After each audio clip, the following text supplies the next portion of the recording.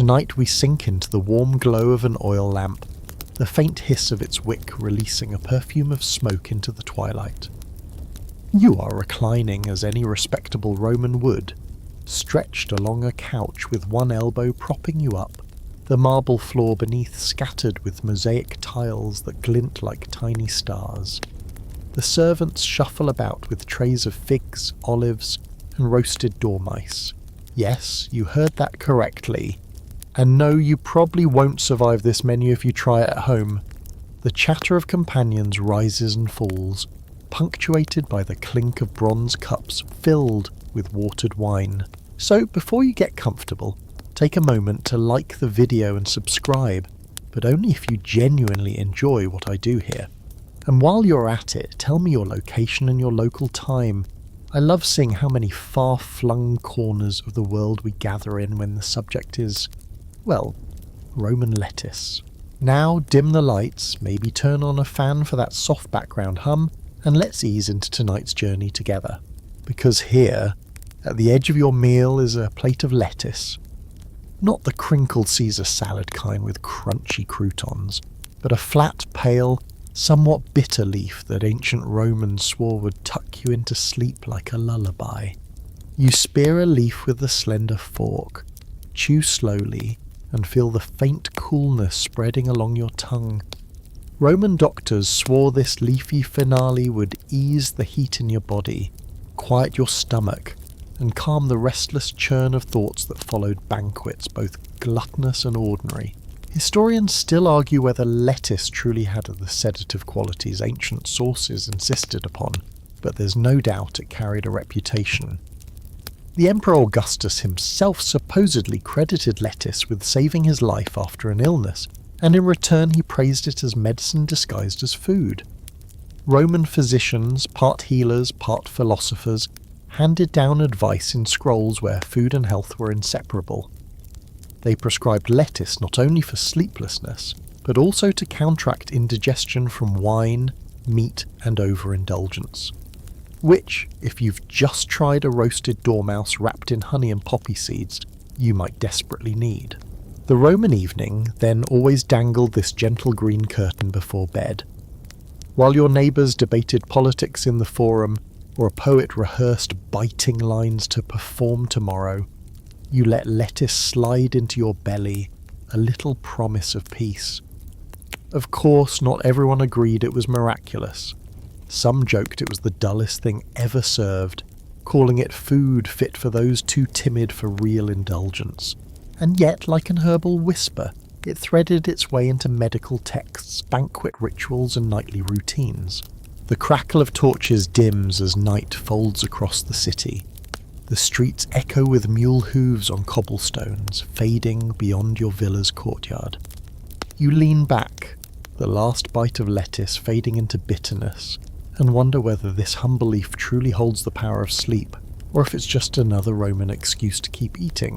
You picture the Roman physician, not in a sterile clinic with stethoscopes and white coats, but in a flowing toga, a scroll tucked under one arm, and perhaps a slightly smug look that says, "I know what's wrong with you, and yes, it's probably because of what you ate." These men, though occasionally women practiced too, were part scientist, part philosopher, and part salesman. They navigated a world where medicine was equal parts theory and ritual, leaning heavily on the ideas of the humours, hot, cold, wet, and dry. If your body leaned too far in one direction, you risked everything from indigestion to a sleepless night. Lettuce, according to their reasoning, was cold and moist. That made it the perfect counterbalance to the heated chaos of an overstuffed Roman belly. You, after all, had just finished a multi-course feast involving peppered fish sauce and slabs of lamb roasted until it sweated fat onto the silver plate. It's no wonder the doctors wanted you to end with something that calmed rather than inflamed. Their advice was less about vitamins and more about cosmic equilibrium. In their eyes, every bite was an act of adjusting the universe within your skin. One well-known doctor, Galen, carried forward Greek traditions while adding his own flair. He declared lettuce useful for quelling overactive desires, Yes, those kinds of desires, and for smoothing the restless toss and turn of night. Historians still argue whether he genuinely believed in lettuce's cooling sleep magic, or simply parroted older ideas to keep patients happy. But what's clear is that his name stamped the vegetable with a sense of authority, turning a humble leaf into an endorsed bedtime prescription. And here's the quirky bit. Doctors didn't just sit in offices, they were often household fixtures in the villas of the wealthy, following families around like a slightly nagging relative. Imagine lying down to rest, only to have your family physician shuffle in and murmur, "Don't forget your lettuce or you'll be up until dawn." Helpful? Perhaps. Annoying? Almost certainly. Yet these men held power. A prescription wasn't a sheet of paper, it was a lifestyle instruction. Roman doctors could order you to walk barefoot on cool marble floors to balance your humours, to drink vinegar water to sharpen the senses, or to eat a leafy green at night to soothe your heated insides. One mainstream fact remains unshakable. Romans truly believed food and health were inseparable, and lettuce occupied the peculiar role of bedtime sedative and moral cleanser. The city beyond your walls hums with distant laughter spilling from taverns. You curl deeper onto the couch, listening, as your doctor fusses about your supper choices. Whether you roll your eyes or comply, you spear another leaf of lettuce, resigning yourself to the advice. After all, you think, better to endure blandness than to lie awake staring at the painted ceiling until the cock crows. You chew slowly, thinking how odd it is that a simple leaf could be treated as medicine. In the Roman world, though, that boundary blurred constantly. What you ate was what healed you, and lettuce sat firmly in the apothecary's cabinet as much as on the dining couch. Writers like Pliny the Elder catalogued its supposed effects with the thoroughness of a man listing the stars, declaring that lettuce could allay the heat of the stomach and soothe the mind after the fiery tumult of a feast. The mainstream fact is simple. Romans did not separate food from pharmacy. Your lettuce wasn't garnish, it was therapy disguised as a side dish. Pliny himself swore that certain varieties were better than others, recommending the milder leaves for sleeplessness and the more bitter ones for stomach upsets. A Roman farmer might tend rows of different lettuces, not for taste but for their distinct medicinal reputations, each leaf a different prescription waiting to be plucked. But here comes the quirky bit. Some physicians went so far as to prescribe lettuce juice, squeezed out and mixed with other ingredients, as if anyone really wanted to drink a cup of cold green bitterness before bed. Imagine a servant standing in your bedroom doorway with a jug of lettuce juice. Hardly the nightcap of dreams. Yet patients accepted it because when your doctor swore it would silence the roar in your belly and hush your churning mind, you didn't argue. Historians still argue whether lettuce genuinely acted as a sedative or whether the effect was more psychological, placebo, before the word placebo existed. Perhaps the very ritual of ending your meal with something cool and bland sent a signal to the body. The feast is done, the day is ending, now it's time to sleep. Whether it was chemistry or custom, the lettuce leaf took on the role of lullaby.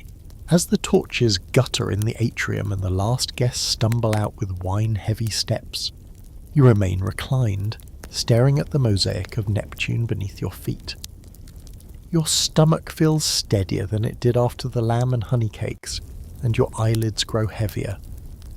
Maybe the leaf is working, or maybe you're simply ready for the silence of the night. Either way, the lettuce has slipped from food to medicine in your mind, a quiet green prescription signed not on parchment but on your palate.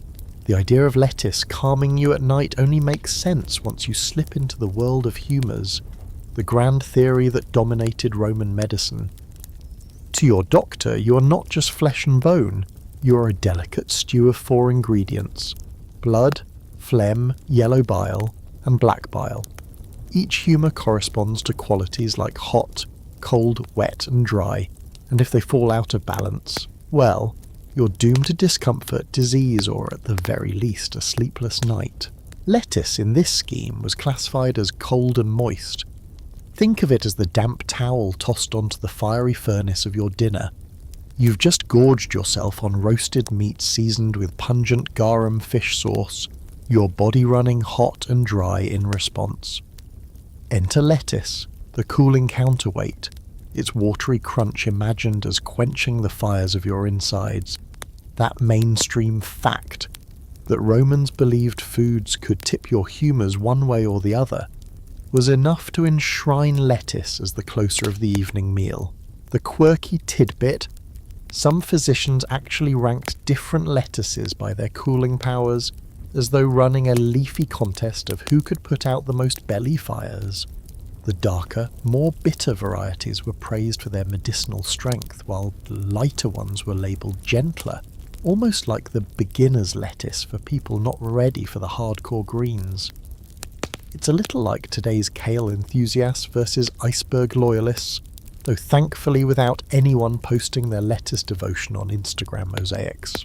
Historians still argue whether the whole humour system was ever meant to be literal chemistry, or whether it was more of a metaphorical framework, an elegant way to talk about balance when actual biology remained a mystery. But Romans lived as though it were gospel. You didn't just eat because you were hungry, you ate to tilt your body's compass back toward harmony. So when your physician raised a brow and reminded you to chew your lettuce, you weren't just indulging a superstition, you were participating in a grand, centuries-long experiment in balancing the unseen currents of the human body. The lamp beside your couch flickers, casting shadows across painted walls of satyrs and nymphs. You sip watered wine cooling on your tongue and take another slow bite of the leafy prescription. Whether or not humours truly shift with each crunch, the act convinces you they do. And that belief itself may be the most powerful medicine. You stretch out the linen of your tunic scratching faintly against the couch and think about what it means to be truly sleepless in Rome. Insomnia wasn't merely a private annoyance, it was a public weakness. A senator who stumbled into the forum bleary-eyed risked whispers about his discipline.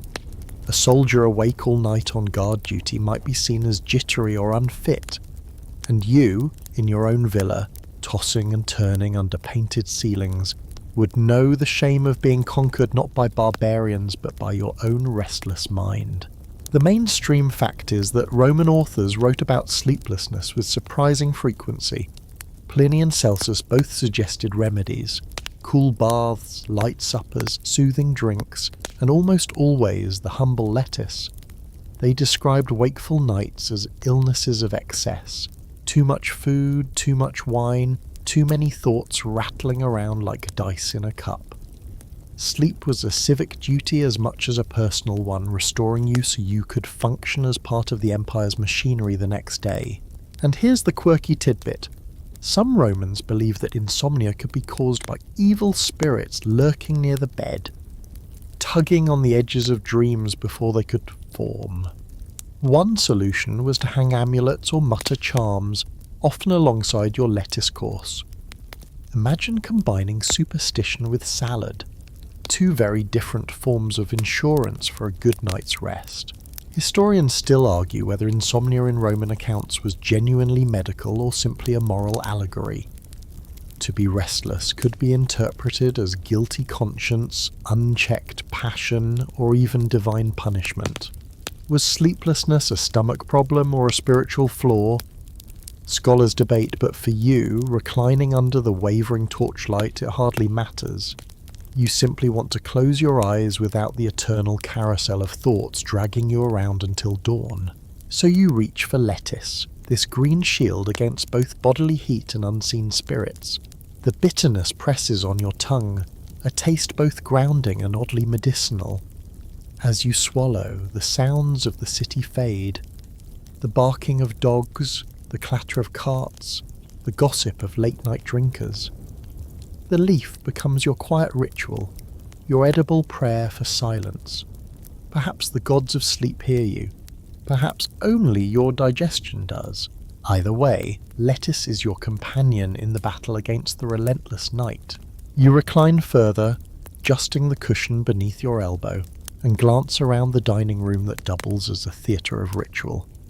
Roman meals weren't just about filling the stomach, they were about staging life itself, with strict choreography for each course. First came the gustatio, little starters of eggs, olives or oysters, then the prima mensa, the main affair of meats and fish, heavy and rich, and finally the secunda mensa, desserts of honey cakes or fruit. But sliding quietly between these acts, like an unsung stagehand, came lettuce. The mainstream fact is that lettuce wasn't only eaten at the end of meals, sometimes it appeared as a first course too. Doctors recommended it both ways, either as a cool opening to prime the stomach, or as a calming closure to hush it before bed. Think of it as the Roman equivalent of a reset button, crisp, green, and always ready to neutralize whatever excesses lay on the table. Now for the quirky tidbit. Romans often dined lying down on couches, propped on their left side so their right hand was free to pluck food.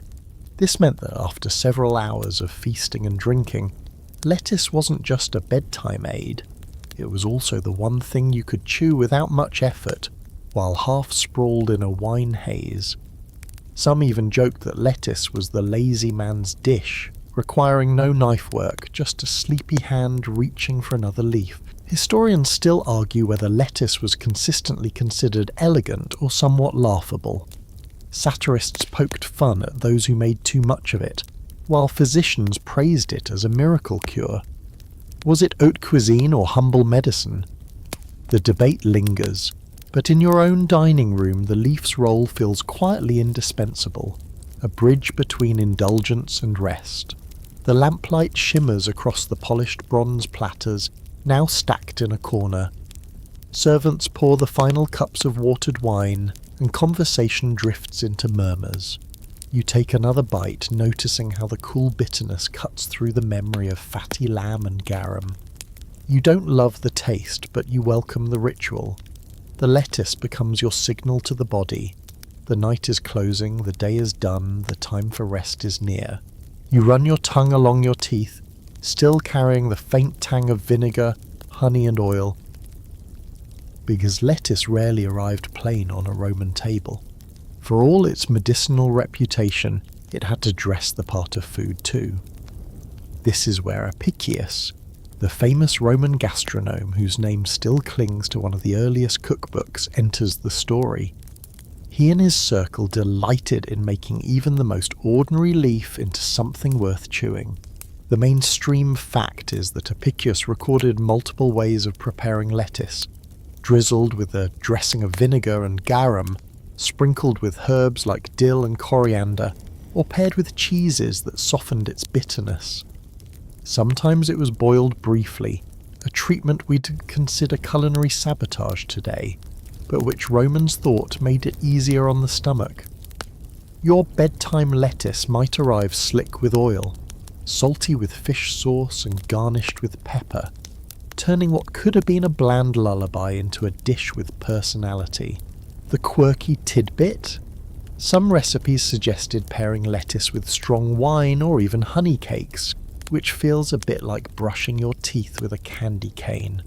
The combination makes little nutritional sense to us, but to Romans it was a matter of taste balance, sharpness to cut sweetness, bitterness to tame excess. Lettuce, despite its reputation for calm, wasn't exempt from experimentation. You might find yourself yawning at the table, not just from impending sleep, but from the sheer complexity of what was meant to be a humble nightcap leaf. Historians still argue whether Apicius's recipes were widely cooked or whether they were more like status symbols, a kind of culinary theatre to prove you had the wealth and imagination to dress even lettuce in luxury. Was the average Roman household boiling a leaf before bed, or was this all a patrician game of gourmet bragging? The debate continues, leaving you to imagine both possibilities. The rustic gardener munching his lettuce raw and the senator demanding it come glazed in exotic spices from the east.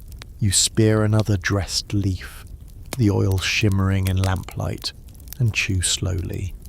Your stomach, once fiery, begins to settle, lulled not just by the properties of the lettuce, but by the ritual of flavours winding down.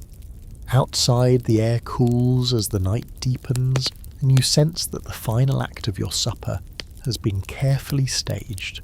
Lettuce not as garnish, but as curtain call, a soft green drop into the silence of sleep.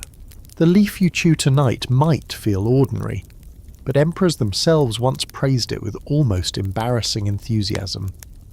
Take Augustus, the first emperor of Rome, who ruled in the fragile years after Julius Caesar's death. He was said to have suffered a stubborn illness that left him weak, sleepless, and unable to command with his usual precision. His physicians tried every tonic, every potion, until finally they turned to lettuce. He ate, he rested, and he credited the humble plant with his recovery. From then on, he apparently insisted lettuce appear regularly at his table, especially at night. The mainstream fact is that Augustus wasn't the only powerful Roman to swear by lettuce. Other emperors and senators are recorded munching it before bed, and the practice trickled down as fashion often does. If Caesar's heir chews a leaf for sleep, you'd be a fool not to follow suit. The empire, after all, revolved around imitation, from hairstyles to architectural styles, and lettuce enjoyed a strange promotion from garden patch to imperial prescription. Here's the quirky tidbit. Augustus's devotion to lettuce became so well known that later wits teased him, implying he owed more to salad than to strategy for keeping Rome in line. Imagine being remembered as both the man who secured the empire and the man who championed bedtime lettuce. It's a legacy that makes you wonder how leaders today might be remembered if their favourite midnight snacks became public record. Historians still argue whether Augustus truly relied on lettuce, or whether the story was embroidered later as part of the empire's mythology of health and virtue. Was it genuine medical testimony or propaganda meant to present him as temperate and disciplined, unlike the gluttonous rulers who came after? Either way, the tale stuck. Lettuce gained an imperial seal of approval that made it more than just a vegetable. You lean back against your cushion, imagining yourself in Augustus's sandals, the weight of empire on your shoulders, insomnia gnawing at your mind, and yet here is this simple leaf promising calm. The torches sputter lower, casting shadows on the frescoes of gods watching from the walls. You take another bite, amused that in this moment you share a ritual with emperors, a quiet communion of leaf and sleep across 2,000 years. You draw the leaf closer to your lips, only now realizing that for Romans, lettuce wasn't just food or medicine, it carried symbolic weight too. Strange as it may sound, this green was tangled up in the ideas of chastity and restraint. Roman doctors sometimes hinted that lettuce cooled not only the stomach but also passions of a more intimate kind, dimming the fires of desire. A plant that made you both drowsy and virtuous quickly became a favourite recommendation for those wishing to keep their urges under control. The mainstream fact is that writers associated lettuce with modesty and even moral order. In some accounts, priests recommended it for young men to balance unruly appetites, just as it soothed overeager digestion. The connection made sense within humour theory. If lettuce cooled the body, then surely it cooled impulses too. It was in essence a vegetable sermon disguised as the side dish. Here's the quirky tidbit. In mythology, lettuce was tied to the goddess Venus in a decidedly unromantic way. She was said to have hidden the body of her lover Adonis in a bed of lettuce, turning the plant into a funerary symbol as much as a dinner one. Imagine nibbling on your bedtime lettuce while knowing it doubled as a metaphor for dead lovers and chastity. It's enough to make even the crunchiest leaf feel heavy with meaning. Historians still argue whether Romans truly believed lettuce suppressed disease, or whether these associations were more symbolic than literal. Was it really thought to cool the blood, or was it just a handy metaphor to remind youth of proper behaviour? The debate lingers, but the dual identity of lettuce, healer of the body, calmer of passions, remains a fascinating window into Roman thinking. You recline leafy, stem in hand, smirking at the irony, a food both mocked for being bland and revered for taming the most unruly parts of human nature. Outside, the crickets begin their night chorus, and within your villa the shadows pool like ink. The lettuce wilts slightly in the warm lamplight, yet its symbolic power still feels crisp, an edible reminder that in Rome, even your bedtime snack could double as a moral compass. You recline further, wondering if every Roman truly bought into this lettuce gospel. The answer is, of course not. Just as today's world has skeptics of kale smoothies and wellness teas, ancient Rome had its own critics. Some physicians, writers, and dinner guests openly questioned whether lettuce was medicine or mere rabbit food dressed up in lofty claims. The mainstream fact is that the medical community of Rome was never unified. While Galen and others praised lettuce for its cooling powers, rival physicians argued it dulled the mind or weakened the body if eaten too often. In fact, one camp insisted lettuce made people sluggish, too slow for military life or serious study. The same leaf that soothed Augustus was, to them, a saboteur of strength. Here's the quirky tidbit. Some satirists joked that lettuce was the coward's dish, implying that those who reached for greens instead of roasted meats lacked the vigour of true Romans. Others suggested it was punishment food, fit for those too frail for real dining. Picture a group of toga-clad men debating with mock seriousness whether your lettuce leaf makes you more virtuous or just boring. It's the kind of intellectual comedy Romans loved over cups of wine. Historians still argue whether these disagreements reflected genuine medical uncertainty or were more about social posturing. Was rejecting lettuce a way of appearing bold, indulgent, and manly? Or did physicians genuinely see contradictory effects in their patients? We may never know for certain, but the tension highlights a truth. No food in Rome escaped opinion, not even a humble salad leaf. You spear another portion, aware of the irony.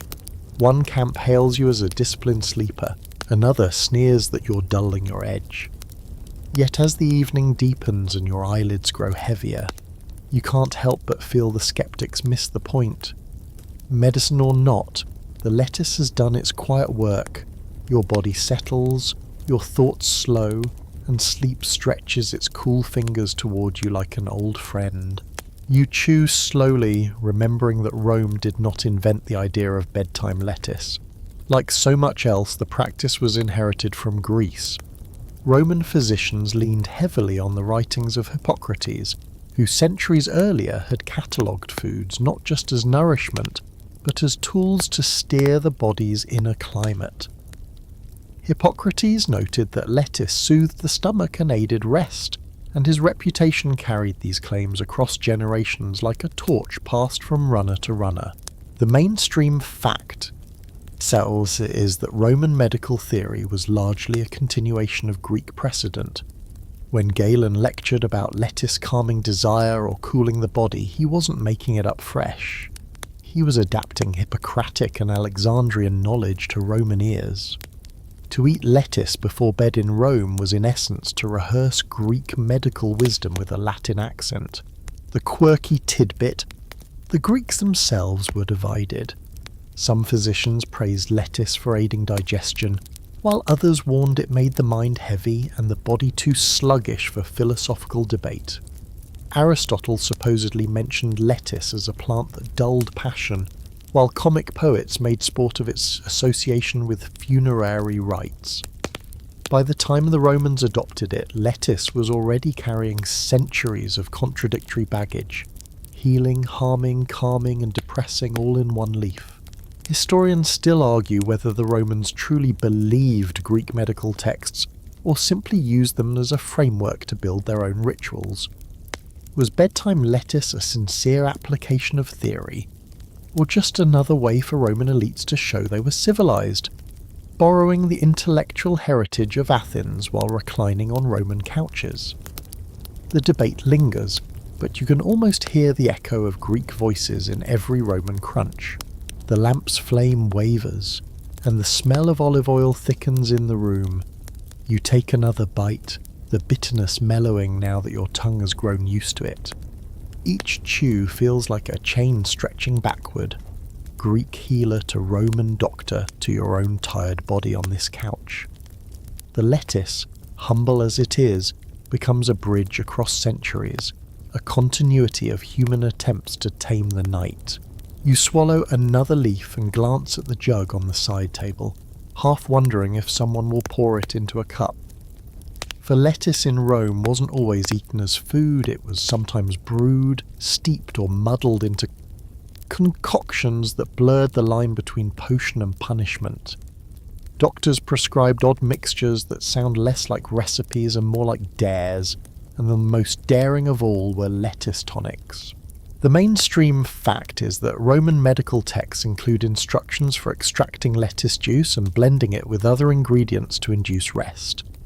Sometimes it was combined with milk to soften its bitterness, other times with wine to disguise the taste. The resulting beverage was thought to cool the blood and settle the mind, a liquid version of the bedtime leaf. Patients accepted these prescriptions with the same solemnity you might reserve for a pharmacist's bottle today. Here's the quirky tidbit. Certain fringe recipes suggested stirring lettuce juice with rose oil or even honeyed vinegar, creating an almost perfume-like nightcap. One especially bold recommendation was to rub the juice directly onto the temples, as though marinating your forehead in salad dressing could coax sleep from the gods. Imagine trying to fall asleep while sticky with lettuce residue. No wonder the bedbugs of ancient Rome thrived. Historians still argue whether these tonics worked at all or whether they served more as ritual reassurance. Was the sleepiness due to lettuce compounds, or to the wine often mixed alongside it? Scholars suspect the latter, but the persistence of lettuce-based potions in Roman medical texts shows how desperately people clung to the idea of greens as cure. You recline, amused at the thought of a servant tiptoeing in with a cup of lukewarm lettuce wine. The taste would be sharp, bitter, and utterly unappetizing, but perhaps the very act of drinking it would mark the turning of the night. Your body, primed by ritual, might surrender to drowsiness whether or not the potion held any chemical power. Another crunch of fresh lettuce feels preferable, but you can't deny the charm of imagining Romans drifting off to sleep with green-stained tongues and dreams perfumed faintly of herbs. You picture the gardens themselves where the lettuce began its journey long before reaching your table. Roman villas often featured sprawling kitchen plots carefully tended by slaves or freedmen who knew the rhythms of the soil. In these horti, rows of vegetables lined up neatly beside herbs, fruit trees and grapevines. Lettuce, with its pale green heads and crinkled leaves, stood as both humble and precious, its reputation giving it a place among figs and cabbages. The mainstream fact is that lettuce was widely cultivated across the empire, from Italy's fertile plains to the provinces. Farmers grew several varieties, long-leafed, bitter types, and rounder, softer ones. Roman agronomists like Columella wrote detailed instructions for planting, noting that lettuce preferred cool, shaded spots and generous watering. Its tenderness made it a prized crop, but also a vulnerable one, easily scorched by sun or wilted by drought. The quirky tidbit? Some Roman gardeners swore by bizarre methods to keep lettuce fresh. One recipe for success advised sprinkling ashes around the base of the plants. Another suggested planting it by the moonlight for sweeter leaves. Even stranger, certain households believed you should never curse or argue near a lettuce patch, lest the plant absorb your bad temper and grow bitter. It seems even the vegetables weren't safe from Roman superstition. Historians still argue whether lettuce was primarily a peasant food grown in small patches, or a delicacy of elite gardens showcased at banquets. Archaeological evidence shows seeds and pollen in humble farmsteads as well as villa estates, suggesting both possibilities. The truth may lie somewhere between. Lettuce was versatile, eaten by all classes but dressed up or down depending on wealth. As you recline, you imagine wandering through a villa garden at dusk. The air smells of damp soil and rosemary, while the rows of lettuce gleam pale under the moon. A servant bends to pluck a head, tucks it into a woven basket and carries it back toward the glow of lamplight inside. That leaf will be washed, dressed, and placed on your plate before bed, another green thread tying your restless body to the earth itself. You can almost hear the poet snickering in the background, because while physicians praised lettuce, satirists were far less reverent. Roman writers loved to poke fun at the everyday habits of their peers, and what better target than a food that promised both chastity and drowsiness? If wine was the drink of passion and glory, then lettuce was its sleepy, leafy opposite, ripe for ridicule. The mainstream fact is that several Roman satirists mentioned lettuce as a symbol of blandness. Juvenal and Martial, with their biting wit, used it to mock hosts who offered too little at banquets or to laugh at men who prided themselves on restraint. A bowl of lettuce might appear in a poem not as medicine, but as shorthand for boredom, an edible sigh on a plate. Here's the quirky tidbit. One comic poet joked that lettuce was the perfect food for philosophers, since it cooled both body and spirit until nothing remained but yawns. Another quip suggested that lettuce eaters were too virtuous to enjoy proper pleasures, making them ideal dinner guests only if you wanted silence at your table. Imagine being remembered by your peers, not for your wit or courage, but for chewing lettuce in a corner while everyone else drained their cups. Historians still argue whether these satirical barbs reflected actual public opinion or were simply exaggerated jokes for literary effect.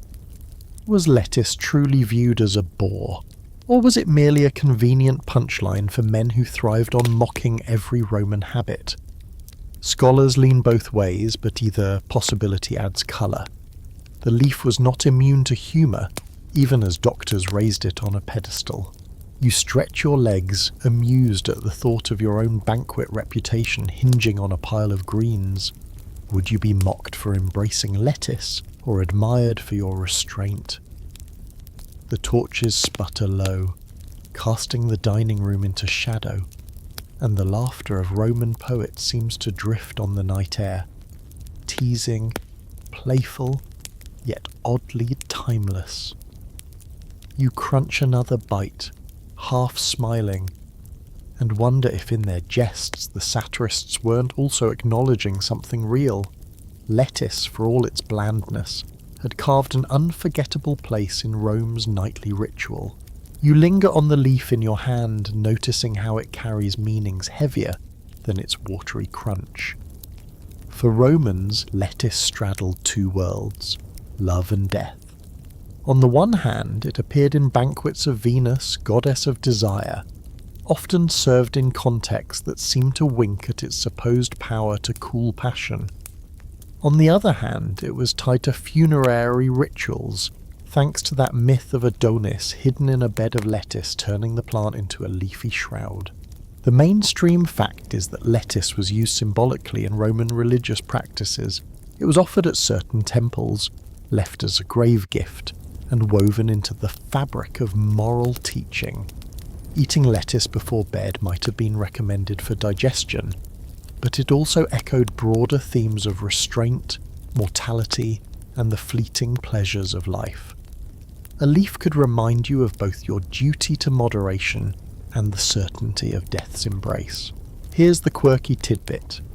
Some Romans whispered that too much lettuce could literally shorten your life, draining vigour as surely as it cooled desire.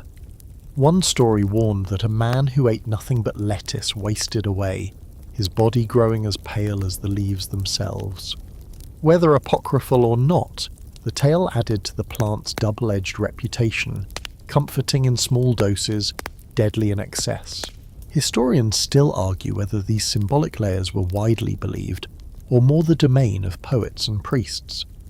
Was lettuce truly seen by the average Roman as a bridge between Venus and the grave, or was that an intellectual flourish reserved for elite circles? The evidence remains ambiguous, but even ambiguity left its mark on how lettuce was treated, not just as food, but as metaphor. You recline in the soft lamplight, leaf poised between your fingers, and let the irony settle. A vegetable that promised sleep could also hint at mortality, a nightly reminder of how thin the line between rest and eternal rest could feel. The crickets chirp louder outside, and for a moment you imagine yourself among Romans past, chewing a funeral symbol at supper, hoping it leads only to dreams. You set aside the empty plate and think of the many other tricks Romans tried when lettuce alone didn't do the job. After all, not every night could be conquered by greens. Insomnia was an old enemy, and Romans devised a patchwork of remedies, some clever, some peculiar, and some that sound suspiciously like pranks disguised as medical wisdom. The mainstream fact is that Roman medical texts list a variety of sleep aids: warm baths before bed, cups of diluted wine, massages with scented oils, and gentle walks in the cool evening air. Physicians emphasize moderation. Don't overeat, don't overdrink, don't overstimulate the mind. It's advice that wouldn't look out of place in a modern wellness magazine, except perhaps for the enthusiastic inclusion of grum as a health food. Here's the quirky tidbit. Some Romans recommended placing a live weasel under the bed to ward off nightmares. Others suggested rubbing poppy seeds on the temples, or sipping a concoction of vinegar and dates. One recipe even advised reciting poetry while lying on your left side, an oddly specific pose for coaxing slumber. Compared to these oddities, munching a leaf of lettuce suddenly feels like the sanest option in the Roman insomnia playbook. Historians still argue whether such practices were truly believed to work or were more ritualistic comforts, gestures that reassured the anxious even if they lacked measurable effect. Did Romans actually sleep better with animals under the bed, or was the very absurdity part of the charm? No clear answer survives, but the persistence of these remedies suggests that sleeplessness has always driven people to experiment. You recline deeper into your couch, grateful that your own nightly ritual requires no weasels. The oil lamp gutters, sending a ribbon of smoke toward the rafters, and the hush of the villa grows heavier. Your body begins to slow, lulled not just by lettuce but by the thought that countless others before you fought the same nightly battle, with remedies both reasonable and ridiculous. Lettuce was only one arrow in the Roman quiver, but perhaps the gentlest, a leaf that promised calm without absurdity. You let your eyes half close, thinking how odd it is that this ritual outlived the empire itself. When Rome fell, lettuce did not vanish with it. Medieval physicians still echoed Galen and Hippocrates, prescribing lettuce as a cooling food to quiet the body. Monks in cloisters grew it in neat rows, serving it to brothers who sought both health and discipline. In Renaissance banquets, it reappeared in salads dressed with oil and vinegar, still carrying whispers of its Roman bedtime role. The mainstream fact is that medieval herbals often listed lettuce among remedies for sleeplessness and fever. The cooling and moistening logic persisted, woven into Christian frameworks that blended humoral medicine with spiritual metaphors. Lettuce was recommended to monks who needed to curb appetite, both physical and otherwise, before retiring to their cells. The leafy prescription remained alive, passed from one generation of healers to the next. Here's the quirky tidbit. Some Renaissance doctors took lettuce so seriously that they prescribed sleeping directly on a mattress stuffed with its leaves. Imagine collapsing into bed only to find yourself crinkling on a pillow filled with salad greens, an oddly noisy way to chase silence. Others experimented with distilling lettuce into syrups, bottling what the Romans once chewed, and selling it as an elixir of calm. Historians still argue whether these medieval and Renaissance uses show genuine continuity of Roman science, or merely a nostalgic borrowing of classical prestige. Did monks and physicians actually test the effects, or did they invoke Galen's name to give their advice credibility? The debate endures, but the persistence of lettuce across centuries shows that the Roman belief had deep roots. You recline in the imagined silence of a monastery garden, rows of pale leaves glowing under moonlight. The centuries blur, Roman villas, cloistered abbeys, Renaissance courts, all bound together by the same simple hope that a bite of lettuce before bed might carry you gently into sleep. You crunch another leaf, amused to find yourself part of a ritual older than most kingdoms, still green, still bitter, still faithful to its sleepy promise. The room has quieted now, the oil lamp dimmed down to its final flicker, and the last leaf rests limp on your plate. You think about how this vegetable, so ordinary to us, carried an extraordinary burden for the Romans. Medicine, metaphor, even moral guide. It was never just food. To them, lettuce marked the threshold between day and night, indulgence and restraint, wakefulness and rest. The mainstream fact is clear. Roman doctors recommended lettuce before bed because they believed it cooled the body, settled digestion, and prepared the mind for sleep. The humoral theory gave it scientific authority, while stories of Augustus gave it cultural prestige. It was both personal cure and imperial fashion. Here's the quirky tidbit. Lettuce even seeped into language. Some Latin phrases used lettuce as shorthand for laziness or sleepiness, just as we might call someone a couch potato today. In this way, lettuce survived not only in gardens and kitchens, but in the very speech of those who chewed it.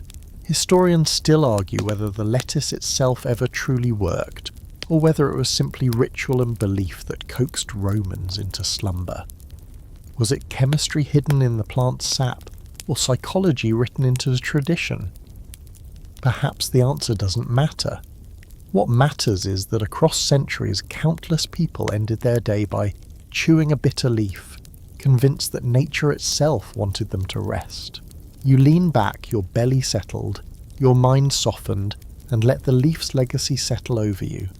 In this moment you are Roman, medieval monk and Renaissance dreamer all at once, bound by the green thread of lettuce, carrying you across time into sleep. And now, as the last bite fades, let the pace slow.